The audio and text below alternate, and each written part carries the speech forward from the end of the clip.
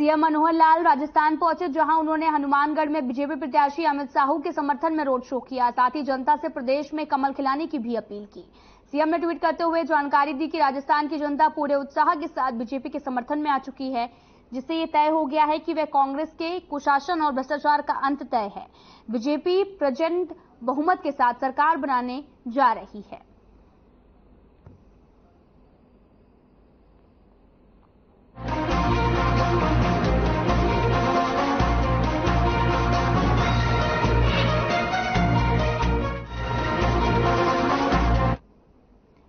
तो वहीं national press day पर सीएम मनोहर लाल ने ट्वीट करते हुए सभी पत्रकारों को बधाई दी। सीएम ने ट्वीट में लिखा कि लोकतंत्र के चौथे स्तंभ मीडिया जगत से जुड़े सभी पत्रकार बंधुओं और मीडिया कर्मियों को नेशनल प्रेस डे पर हार्दिक शुभकामनाएं। स्वतंत्र और निष्पक्ष पत्रकारिता के माध्यम से आप सभी सशक्त लोकतंत्र के निर्माण में अपना योगदान देते हैं। राष्ट्र के उन्नयन में भागीदार बने रहें, ऐसी कामना है।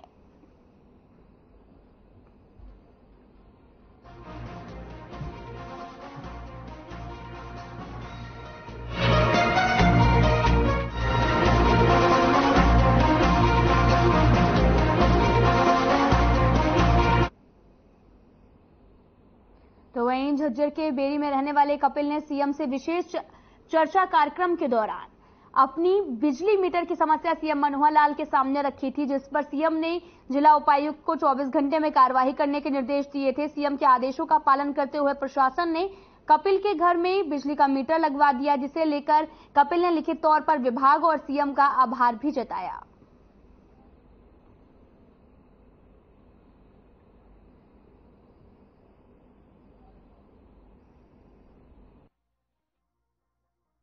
हेलो, नमस्कार। नमस्कार। कौन बोल रहे हैं? मैं कपिल बोल रहा हूँ। कपिल, कहाँ से? कौन से गांव? बेरी गांव से बोल रहा हूँ। बेरी गांव से। सर मैं ये बोल रहा था, मैंने ना 3 बार मीटर की फाइल अप्लाई कर दी है। मीटर की? तो मेरी 2 बार तो कैंसिल कर दी है इन्होंने। अच्छा। और एक बार अब मेरे को 10 दिन हो चुके हैं, नहीं तो उसका कोई रिस्पॉन्स आया नहीं, कोई वेरिफिकेशन के लिए आया हुआ है। बिजली का मीटर? हाँ, बिजली का मीटर। अच्छा, बिजली का मीटर। हाँ, शक्ति सिंह जी। सर नमस्कार सर। हाँ नमस्कार। हाँ, तो ये जो कपिल जी बोल रहे हैं, और इनका क्यों मीटर नहीं लगाया? अगर तो कोई इनकी कमी है फिर तो ठीक है। अगर डिपार्टमेंट घुमा रहा है तो 1-2 आदमियों को जरा नाम लिख करके बुक करो, उनके खिलाफ एक्शन कराएंगे। यानी बिजली का मीटर तो हर किसी का एक अधिकार है।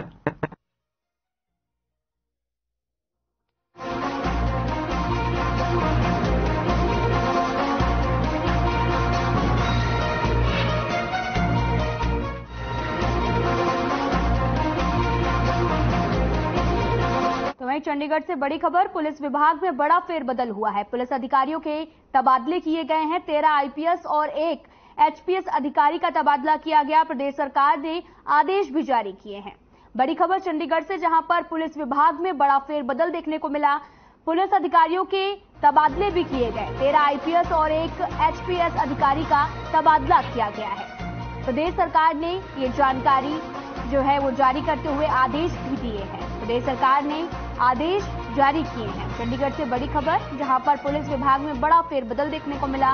पुलिस अधिकारियों के तबादले हुए। 13 आईपीएस और 1 एचपीएस अधिकारी का तबादला हुआ। प्रदेश सरकार ने आदेश भी जारी कर दिए हैं।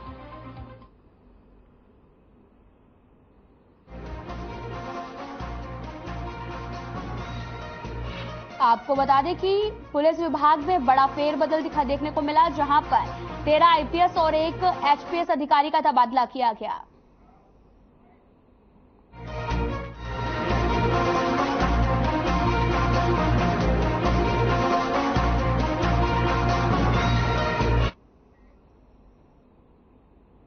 तो वहीं यमुनानगर में जहरीली शराब से मौत के बाद प्रशासन में हड़कंप मच गया है।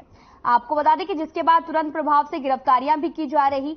मौत के बाद में एक्साइज विभाग की तरफ से लगातार छापेमारी की जा रही है। साथ ही कड़े एक्शन भी लिए जा रहे हैं। सरोज देवी का भी कहना है कि हम पुलिस के साथ साथ समय समय पर चेकिंग अभियान चलाते रहते हैं ताकि खुर्दों का पता चल सके। और ऐसे में सवाल इस स्पेशल अभियान पर भी उठ रहे हैं कि क्या ये अभियान सिर्फ खाना पूर्ति के लिए चलाया जा रहा है या फिर दिखावे के लिए। अगर इस ज्वाइंट ऑपरेशन में इतने बड़े स्तर पर खुर्दों का पता नहीं चल पाया तो जहरीली शराब से मौत मामले में एक्साइज विभाग की कई नाकामयाबियां जो हैं वो भी सामने आई हैं, जिसे दूसरे सरकारी विभाग ढकने में लगे हुए हैं।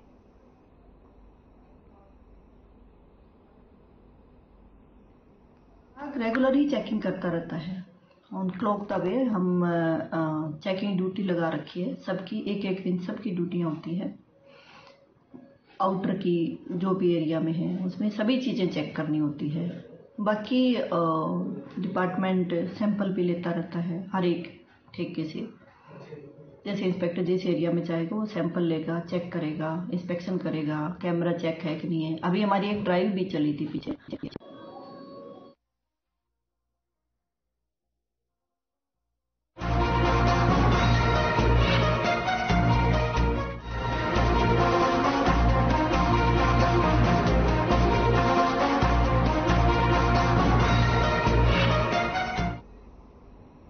तो वहीं झज्जर जिले के बदली कस्बे में एक शख्स की बेरहमी से हत्या करने का मामला सामने आया। आपको बता दें कि शख्स की हत्या पत्थर से चोट मारकर गाड़ी से कुचलकर मौत के घाट उतारा गया। मृतक के शव के पास ही लहूलुहान अवस्था में एक पत्थर और गाड़ी के टायर के निशान मिले। घटना की सूचना मिलते ही पुलिस मौके पर पहुंची।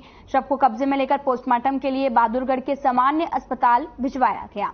आपको बता दें कि डीएसपी धर्मवीर सिंह ने बताया कि बदली कस्बे के पास से गुजर रहे केएमपी एक्सप्रेसवे के पास खेतों में पड़ा हुआ शव होने की सूचना पुलिस को मिली थी, जिस पर पुलिस मौके पर पहुंची। शख्स की पहचान करने का प्रयास लगातार जारी है और जिसके बाद में पुलिस ने मृतक के परिजनों के बयान के आधार पर मामला दर्ज कर जांच भी शुरू कर दी है।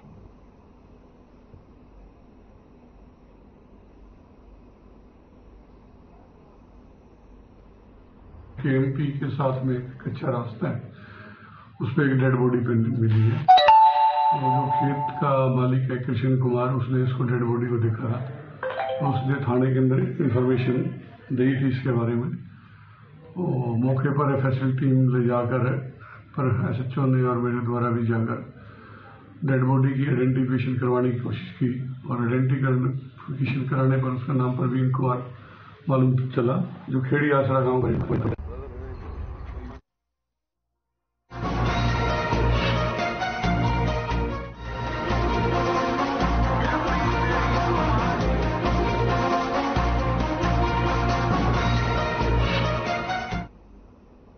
तो खबर पलवल से है। आपको बता दें कि यहां पर जिला अदालत ने रेप और हत्या मामले में आरोपी को उम्र कैद की सजा सुनाई है और साथ ही दोषी पर 20,000 रुपए का जुर्माना भी लगाया। जिला अतिरिक्त सत्र न्यायाधीश प्रशांत राणा की फास्ट ट्रैक कोर्ट ने ये सजा सुनाई है। मामले की जानकारी देते हुए डिप्टी अटॉर्नी हरकेश कुमार ने बताया कि 21 अक्टूबर 2018 को कैंप थाना में एक शख्स ने शिकायत दर्ज करवाई थी कि गांव का ही रहने वाला अमित नाम का युवक उसकी नाबालिग बेटी को बहला फुसलाकर अपने साथ भगा कर ले गया था। आरोपी और उसके साथियों ने पहले फरीदाबाद में नाबालिग के साथ में दुष्कर्म किया, उसके बाद उसे वे उत्तराखंड लेकर गए। उत्तराखंड में भी उसके साथ यौन शोषण किया गया और वहीं उसकी हत्या भी कर दी गई। 5 नवंबर को आरोपी ने जिला अदालत में आत्मसमर्पण भी किया था और इसी मामले में सुनवाई करते हुए सजा का ऐलान किया गया।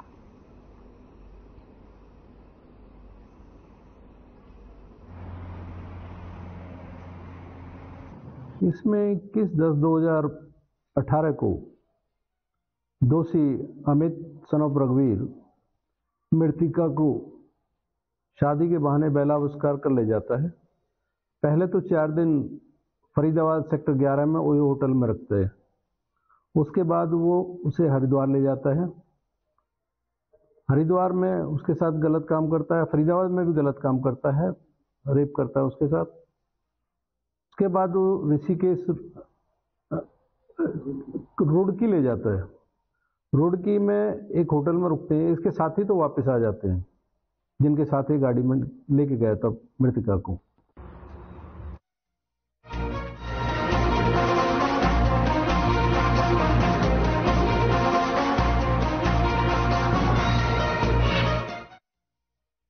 Bar council of Punjab and Haryana के निर्देशानुसार हरियाणा में होने वाले बार एसोसिएशन के चावन को लेकर चुनावी सरगर्मियां गर्माहट पर हैं। आपको बता दें कि 15 दिसंबर को होने वाले रतिया बार एसोसिएशन के प्रधान सचिव उप प्रधान, कोषाध्यक्ष के चुनाव को लेकर एक चुनावी कमेटी का गठन किया गया। बार के चुनाव को शांतिपूर्वक ढंग से संपन्न कराने के लिए मुख्य चुनाव अधिकारी अमन डी कामरा, चुनाव के supervisor advocate Balwant Singh Dandiwal media से रूबरू भी हुए।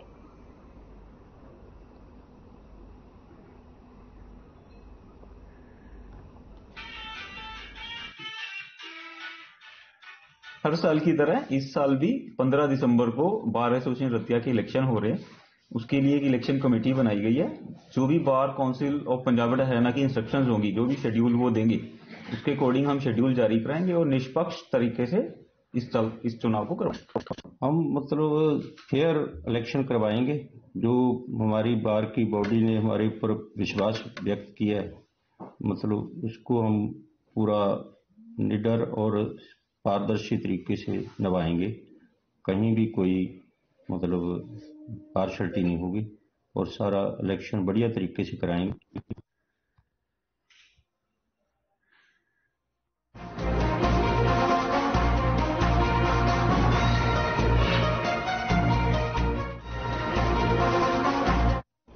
तो खबर रेवाड़ी से, जहां पर चोरों के हौसले इतने बुलंद हो गए हैं कि बीती रात शहर में बीजेपी नेता एडवोकेट कमल निंबल के घर पे चोरी की वारदात को अंजाम दिया गया। चोर घर से 1,20,000 कैश और लाखों रुपए की गहने सहित अन्य सामान चोरी कर ले गए। सीसीटीवी में चोरी की वारदात कैद हो गई और वारदात से पहले चोर घर के बाहर टहलता हुआ दिखाई दिया और फिर दरवाजा फांद कर अंदर भी दाखिल होता हुआ नजर आया। मॉडल टाउन थाना पुलिस ने चोरों का केस जो है वो दर्ज कर लिया है। पुलिस फुटेज के आधार पर चोर की तलाश कर रही है।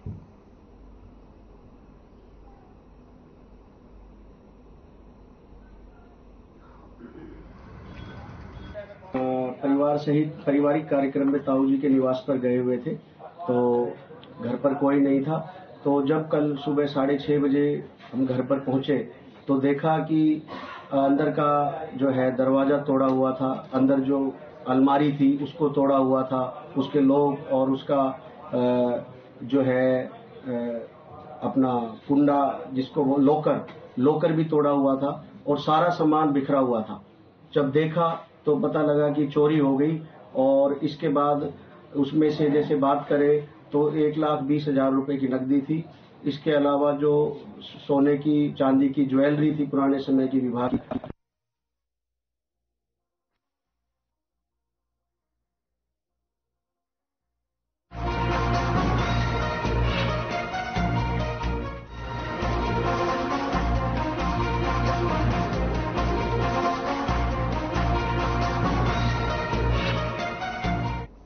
तो वहीं चंडीगढ़ में शिक्षा विभाग ने नया आदेश जारी किया है, जिसमें कहा गया कि बिना उपायुक्त की अनुमति के अधिकारी जिला नहीं छोड़ेंगे, जिसमें जिला शिक्षा अधिकारी, जिला मौलिक शिक्षा अधिकारी, प्रचार डाइट, उप जिला शिक्षा अधिकारी, जिला समन्वय और खंड शिक्षा अधिकारियों को जिला छोड़ने से पहले डीसी से अनुमति लेनी होगी।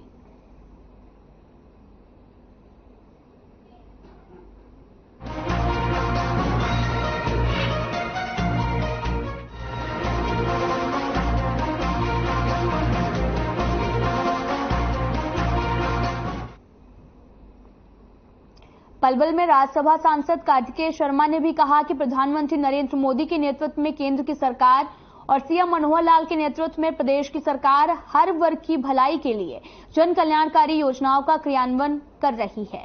राज्यसभा सांसद कार्तिकेय शर्मा पृथला विधानसभा क्षेत्र के गांव कटिसरा और देवली में जनसंवाद कार्यक्रम में मुख्यमंत्री मनोहर लाल के प्रतिनिधि के रूप में जनसंवाद कार्यक्रम में ग्रामीणों को संबोधित करते हुए नजर आए थे और इस अवसर पर पृथला विधानसभा क्षेत्र के विधायक नैनपाल रावत, पूर्व विधायक टेकचंद शर्मा समेत जिला प्रशासन के अधिकारीगण भी मौजूद थे। आपको बता दें कि संवाद के दौरान गांव के युवाओं ने बताया कि उन्हें बिना पर्ची खर्ची के सरकारी नौकरी मिली हुई है और उन्होंने इसके लिए सीएम मनोहर लाल का धन्यवाद भी किया। हो सके मौके करना है। इसीलिए आज हमने वही कोशिश की है और जो बातें पॉलिसी से रिलेटेड हैं वो उनके संज्ञान में मुख्यमंत्री कार्यालय के संचालन के अंदर वहाँ पे जमा कराई जाएंगी और उसकी खुद वो चिंता करते हैं बड़े संवेदनशील तरीके से। और मैं इस तरीके से देश में और देश में राजनीति बदल रही है, एक लोक सेवा की भावना से जिन नीतियों का गठन किया है माननीय मुख्यमंत्री जी ने, उनका लाभ हर लाभार्थी को मिले, लाइन में खड़े आखिरी व्यक्ति को मिले।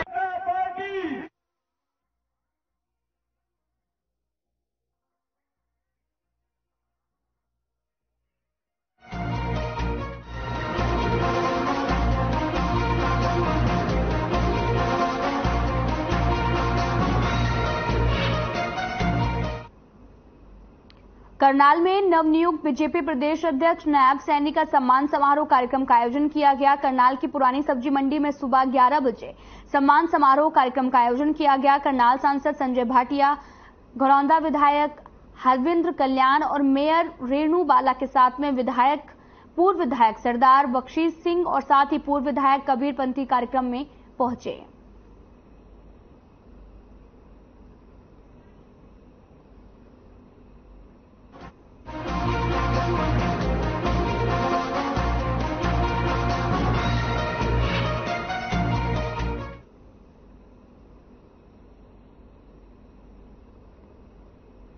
तो वहीं रेवाड़ी के मोहल्ला मुक्तिवाड़ा में 300 साल पुरानी हवेली की दीवार अचानक गिरने से लोगों में अफरा तफरी मच गई। आपको बता दें कि दीवार गिरने से नीचे खड़ी 2 कार और एक रेहड़ी चकनाचूर हो गई। और आपको बता दें कि गनीमत ये रही कि जब दीवार गिरी तो उसके नीचे कोई मौजूद नहीं था, वरना एक बड़ा हादसा भी हो सकता था। जानकारी के मुताबिक रेवाड़ी के मोहल्ला मुक्तिवाड़ा में स्थित काफी साल पुरानी हवेली की दीवार अचानक टूटकर गिर गई।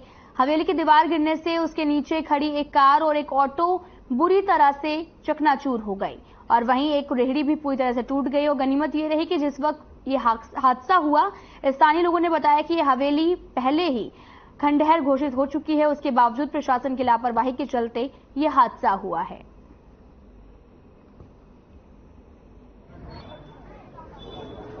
इसमें नुकसान तो देखो 2 गाड़ियों का हुआ है, एक इनकी रेडी खत्म हो गई है, लेकिन इस जो हवेली का है पहले भी ऑर्डर आ चुका था गिराने का, लेकिन अब तक ये गिराई नहीं गई।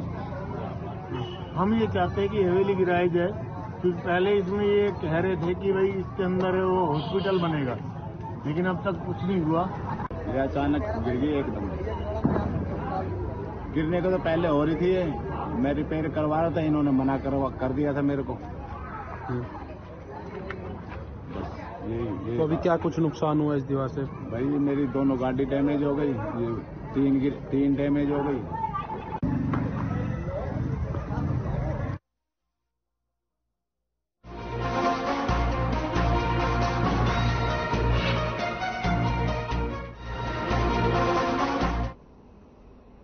तो खबर जुलाना से है, जहां पर जुलाना के करसोला रोड के पास स्थित बाइक रिपेयरिंग की दुकान में 12 नवंबर को अज्ञात कारणों से आग लग गई थी। आग लगने से 21 बाइक और लाखों रुपए का सामान जलकर राख भी हो गया। बूढ़ाखेड़ा लाठर गांव निवासी सुमेर ने बताया कि जुलाना में करसोला के रोड के पास बाइक रिपेयरिंग की दुकान चलाता है। रविवार को 6 बजे दुकान को बंद करके गया था। लगभग 7 बजे उसके पास जो है वो दुकानदारों का फोन आया, उसकी दुकान में आग लग गई है। मदद के लिए 2 व्हीलर्स यूनियन के सदस्य आगे आए और 1.25 लाख रुपए की आर्थिक मदद भी दी। आपको बता दें कि 2 व्हीलर्स यूनियन के प्रधान कुका लाठार ने भी कहा कि पीड़ित मिस्त्री की आर्थिक जो हालत है उससे यूनियन ने जो फैसला किया है वो काबिले तारीफ है।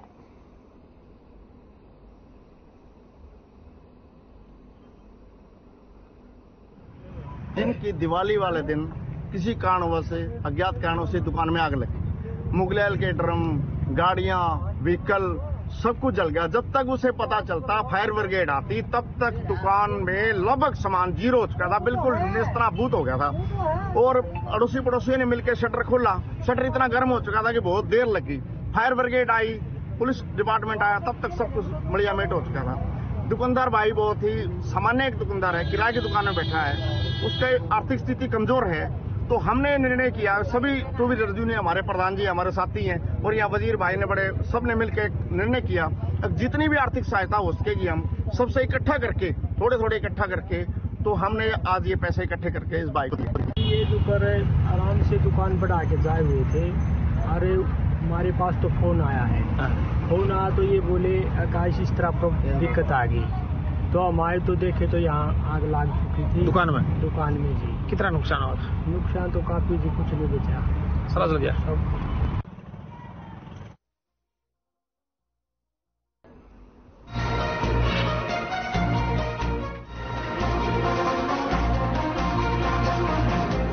खबर जिनसे है जहां पर विदेश भेजने के नाम पर ठगी की गई है। आपको बता दें कि उचाना के युवक को शिकार बनाया गया, 12,37,000 रुपए हड़पे गए, पैसे लेकर थमाया फर्जी वीजा। आपको बता दें कि पीड़ित ने 3 के खिलाफ शिकायत भी दर्ज कराई है।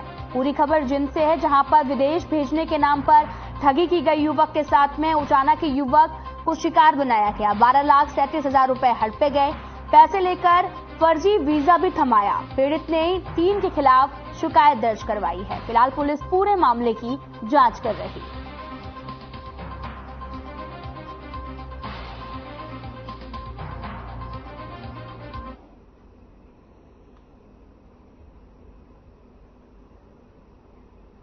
आपको बता दें कि उचाना के युवक को शिकार बनाया गया।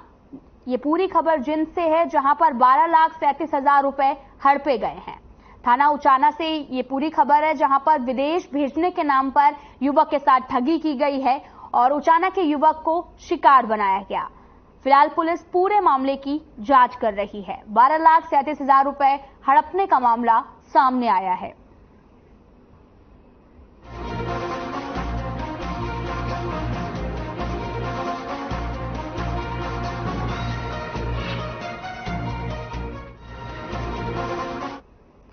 तो वहीं भिवानी पहुंचे किरण चौधरी अपने स्वर्गीय पति सुरेंद्र सिंह चौधरी की जयंती पर बीजेपी सरकार पर जमकर बरसी। उन्होंने कहा कि मैं भी मानती हूं कि बीजेपी सरकार का हर साल बेमिसाल, पर वो झूठे वादे, जुमले और बेरोजगारी में बेमिसाल हैं। इस दौरान मीडिया से बातचीत में कांग्रेस की दिग्गज नेत्री किरण चौधरी ने भी कहा कि सुरेंद्र सिंह आज भी लोगों के दिलों पर राज करते हैं। किरण ने कहा कि आज सुरेंद्र सिंह जिंदा होते तो वो हरियाणा को बेरोजगारी में नंबर 1 देखकर बहुत दुखी होते।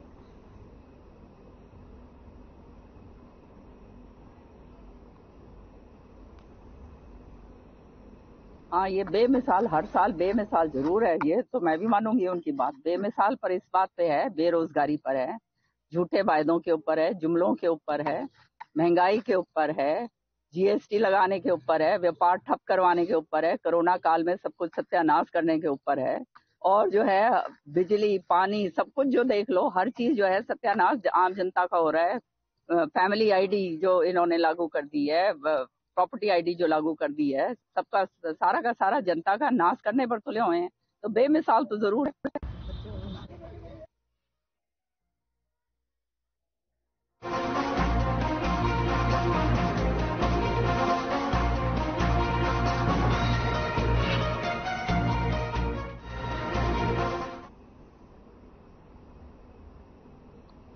आपको बता दें कि चरखी दादरी जिले के बौंदकला थाना क्षेत्र के गांव उड़ निवासी 25 साल के युवक ने 6 महीने पहले ही एक गांव निवासी युवती से मई में प्रेम विवाह किया था और बताया जा रहा है कि उनके विवाह से लड़की के परिजन काफी गुस्सा थे।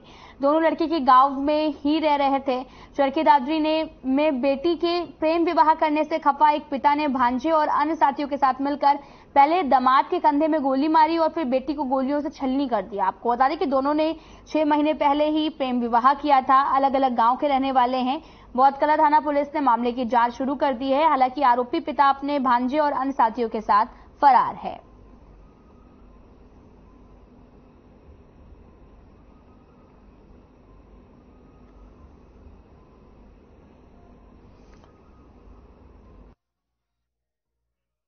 रोहित नाम का एक लड़का है जो ऊन गांव का रहने वाला है। उसने 6 मई को साक्षी जो उसकी साक्षी से लव मैरिज की थी और कुछ दिन यहाँ प्रोटेक्शन होम में रहे थे और प्रोटेक्शन होम में रहने के बाद उन्होंने शपथ पत्र देकर अपने गांव ऊन में चले गए थे। तो कल 14/11/2023 की बात है कि करीब 6:30 बजे उस लड़की का पिता कुलदीप सिंह और एक उसके साथ और 4-5 अन्य लोग जो है आए थे।